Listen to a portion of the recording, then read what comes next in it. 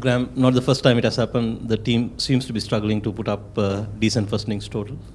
Yeah, unfortunately, we've spoken about quite a bit about the importance of the first innings and how we need to post a big score. And unfortunately today, I think perhaps some of our decision making wasn't as clear and precise as it should be as a batting group, and played one or two shots that we perhaps shouldn't have played, and found ourselves in trouble. And from there it was all about trying to get back into the game, which Kumar took the fight up and almost got us back in at a stage. And then the bowling unit, I think, worked pretty hard. At one stage it looked as though they might take it away from us. We got back into it a little bit, and if we'd nabbed those two chances, who knows. Graham, it seems the way the Sri Lankans batted today, they don't seem to have learned, although they say they have learned from the first test. I mean, what would you attribute today's batting display to?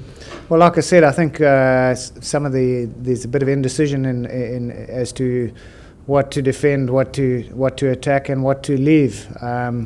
It's not a technical thing, it's not an ability thing, and I certainly know it's not a work ethic thing. The guys have worked unbelievably hard and worked very hard on skills that are required in these conditions.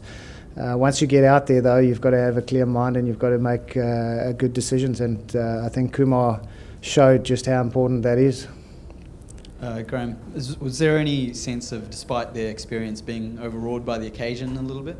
Well, that's something that's sort of buzzing around in my mind a little bit, is I talk about some of the decision making not being quite as precise as it should be, and what contributes to that is it's always quite difficult to decide what has caused that, but some of it could be as a result of it being such a big occasion and something that the boys have been looking forward to for such a long time, and I think the desire to do well is extremely high, which at times can create a little bit of extra pressure.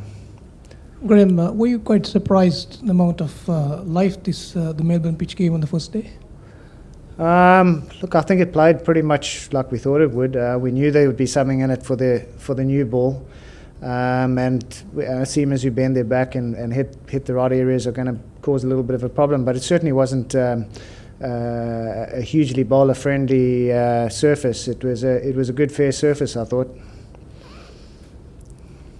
Recently, Mahila had some issues with Sri Lanka cricket. Do you think it matters to players' mindset in this issue? Quite a tough one for me to answer, but from what I can see, the players have treated this test match as the most important thing, and whatever other issues are going on have been disregarded completely for now. The focus has really been on the test match, so I'd like to think that everybody's really, they really have been so desperately keen to do well in this Boxing Day test, and it's something that they've really looked forward to. So all minds, as far as I know, have been on preparing and working towards playing good cricket. Graham, is he a frustrating player to coach? I mean, he made a great 100 in Hobart, but he often plays very recklessly, it seems. Look, he's a fantastically talented player, and quite often these hugely talented players are able to play shots that maybe some of the other players wouldn't look to play. But he's played so many valuable innings along the way, and he's just such an important part of the team. And it's always that debate as to just how valuable it is to put bowlers under some pressure as well, and he's got that ability to put bowlers under pressure and to change the game in that nature, so I would never want to take that away from him.